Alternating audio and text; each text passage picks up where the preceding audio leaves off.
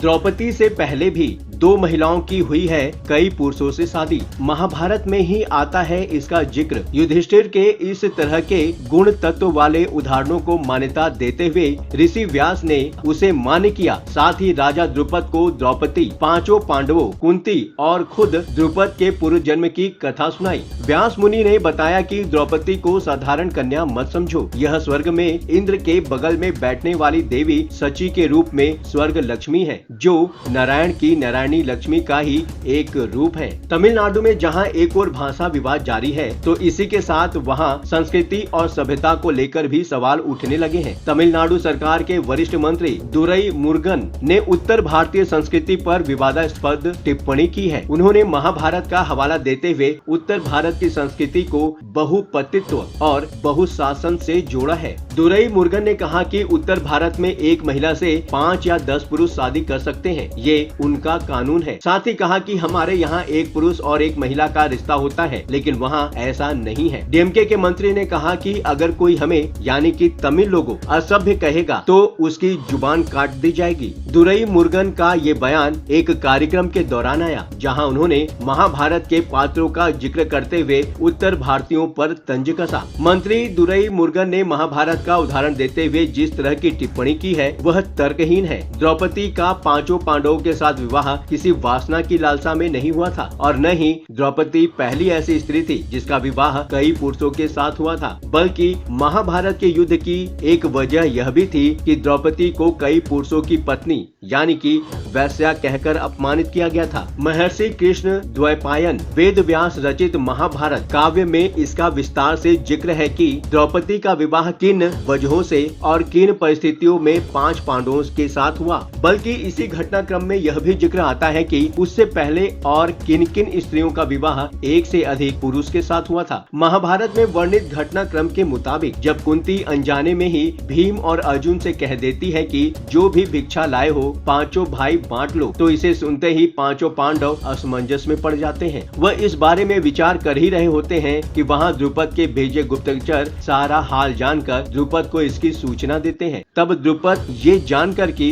स्वयंवर जीतने वाला पांडुपुत्र अर्जुन है, बहुत खुश हो जाते हैं। इसके बाद द्रुपद ने एक पुरोहित भेजकर सभी पांडवों को कुंती समेत महल में बुलवाया और उनका हर तरह से सत्कार करके निवेदन करते हुए कहा कि सव्यसाची अर्जुन से विवाह करा के मेरी पुत्री को वधू के रूप में स्वीकार करें। इस तरह राजा द्रुपद की सारी बात सुनकर पांडवों में शांति छा गई। फिर इस मौन को तोड़ते हुए युधिष्ठिर ने ही राजन से कहा, महाराज विवाह तो मेरा भी करना होगा। यह सुनकर द्रुपद कुछ रुष्ट और दुखी और फिर बातचीत को यहीं उन्होंने रोक दिया। उन्होंने कहा कि यह तर्क संगत नहीं है कि एक स्त्री कई पुरुषों से विवाह करे। हालांकि राजाओं का अनेक स्त्रियों से विवाह करने पर कोई दोष नहीं माना गया है। इसके साथ ही द्रुपद ने कहा कि इस विषय पर देवी कुंती, आप पुत्र युधिष्ठिर और मेरा पुत्र धृष्टद्युम्न आपसी चर्चा कर लें और फिर जो ठीक है वह कहें। जब इस विषय में अगले दिन मंत्रणा शुरू हुई तब वहाँ महर्षि व्यास जी भी आ गए। उनके आने पर राजन ने उठकर उनका सत्कार किया और फिर बातचीत शुरू हुई। तब राजा ने यही प्रश्न मुनिवर से किया। महाभारत के आदि पर्व के अध्याय 190 में इसका वर्णन आता है। यहाँ दर्ज है कि राजा द्रुपद ने व्यास जी से द्रौपदी के बारे में बताते हुए प्रश्न किया कि जो धर्म का आचरण करता है वह कैसे एक ही स्त्री को अनेक पतियों के साथ धर्म पूर्वक स्वीकार कर सकता है। हे भगवान, मैं इसका उत्तर जानना चाहता हूँ। इस प्रश्न को सुनकर व्यास जी ने कहा कि पहले आप सभी इस विषय में अपने अपने मत कहो। तब युधिष्ठिर ने इस विषय में प्रचेताओं और 7 ऋषियों की कथा का वर्णन किया, जिसमें उन्होंने उन 2 वैदिक स्त्रियों के नाम का जिक्र किया जिनमें से एक का विवाह 10 पुरुषों के साथ और दूसरी का विवाह 7 ऋषियों के साथ हुआ था। यह सभी विवाह धर्म सम्मत थे और परमपिता ब्रह्मा ने खुद इसकी अनुमति दी थी। युधिष्ठिर ने कहा, मैं कभी झूठ नहीं बोलता। पुराणों में भी जटिला नामक एक स्त्री का वर्णन मिलता है जो गौतम ऋषि की ही पुत्री थी। वह सती और धर्म का पालन करने वाली थी तथा अनेक ऋषियों की कीर्ति बढ़ाने वाली थी। उसका विवाह 7 ऋषियों के साथ हुआ था। इसके अलावा कंडू ऋषि की पुत्री वाक्षी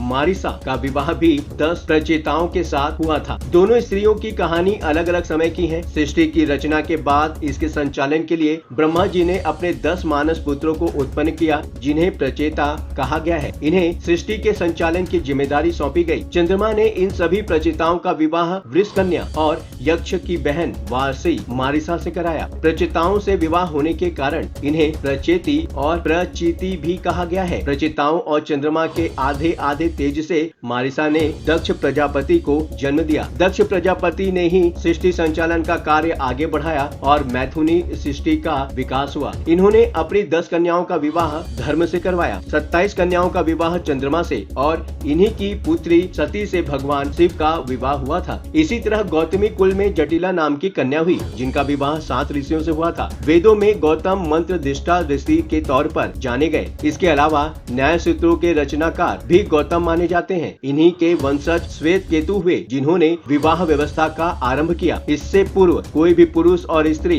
किसी भी स्त्री अथवा पुरुष से संबंध बना सकता था। विवाह की बात आई है तो श्वेत केतु की कथा भी जान लेनी चाहिए। गौतमी वंश के श्वेत केतु जटिला के ही पुत्र थे। एक दिन श्वेत केतु अपनी माता के साथ बैठे हुए थे। इसी दौरान एक ब्राह्मण ने आकर उनकी माँ को अपने साथ चलने के लिए कहा। श्वेत केतु को यह परंपरा ठीक नहीं लगी। दरअसल उस समय तक विवाह और स्त्री पुरुष के संबंधों पर नियम नहीं बने थे। ऐसे में श्वेत केतु ने ब्रह्मदेव से इस बारे में बात की और फिर विवाह संबंध जैसे नियम स्थापित किए गए। महाभारत में आदि पर्व में भी इस कथा का उल्लेख आता है। श्वेत केतु ने पुरुषों के लिए एक पत्नी व्रत और महिलाओं के लिए पति व्रत का नियम बनाया और पर स्त्री गमन पर रोक लगाई। उन्होंने यह नियम प्रचारित किया कि पति को छोड़कर पर पुरुष के पास जाने वाली स्त्री तथा अपनी पत्नी को छोड़कर दूसरी स्त्री से संबंध कर लेने वाला पुरुष दोनों ही भ्रूण हत्या के अपराधी माने जाए। श्वेत केतु को वैदिक काल का समाज सुधारक भी कहा जाता है। श्वेत केतु एक तत्वज्ञानी आचार्य थे, जिनका उल्लेख सतपथ ब्राह्मण, छांदोग्य, बृहदारण्यक में आदि उपनिषदों में मिलता है। उनकी कथा उपनिषद में आती है। खैर, युधिष्ठिर के इस तरह के गुण तत्व वाले उदाहरणों को मान्यता देते हुए ऋषि व्यास ने उसे मान्य किया। साथ ही राजा द्रुपद को द्रौपदी, 5 पांडवों, कुंती और खुद द्रुपद के पूर्व जन्म की कथा सुनाई। व्यास मुनि ने बताया कि द्रौपदी को साधारण कन्या मत समझो। यह स्वर्ग में इंद्र के बगल में बैठने वाली देवी सची के रूप में स्वर्ग लक्ष्मी है, तो जो नारायण की नारायणी लक्ष्मी का ही एक रूप है। 5 पांडव असल में अलग अलग समय में हुए इंद्र हैं, जो बाद में धर्मराज, पवन और अश्वनी कुमारों के अंशों में बदले। यही सब इस धरती पर लोक कल्याण की भावना से आए हैं। खुद नारायण ही श्री कृष्ण है और तुम उनके परम भक्त गोकुलवासी गोप रहे हो, इसलिए यह संबंध पवित्र है। महर्षि व्यास के द्वारा इस विवाह को मान्यता देने के बाद राजा द्रुपद ने प्रसन्नता के साथ द्रौपदी का विवाह 5 पांडवों से कर दिया। फिलहाल इस वीडियो में इतना ही। कमेंट बॉक्स आपका है, बेझिझक अपने विचार कमेंट बॉक्स में शेयर करें। हाँ, चलते चलते आपको यह बात भी बताना जरूरी है कि 7 टीवी भारत अपने दर्शकों की राय और सूचनाओं के लिए हमेशा खुला है। अगर आपके पास कोई महत्वपूर्ण खबरें, अहम घटना की सूचना, सामाजिक मुद्दा या फिर कोई ब्रेकिंग अपडेट हो तो वीडियो में दिए गए नंबर पर व्हाट्सएप द्वारा आप हमसे संपर्क कर सकते हैं। आपके विचार, आपके सुझाव हमारे लिए मायने रखते हैं। अब आपकी बात नहीं रहेगी अनसुनी। ये प्लेटफॉर्म है आपका, आपकी आवाज को बुलंद करने का। वीडियो पसंद आया हो तो वीडियो को लाइक करें, साथ ही चैनल को सब्सक्राइब करके 7 टीवी भारत के परिवार का हिस्सा बने। लगातार खबरों के लिए बने रहिए 7 टीवी भारत के साथ।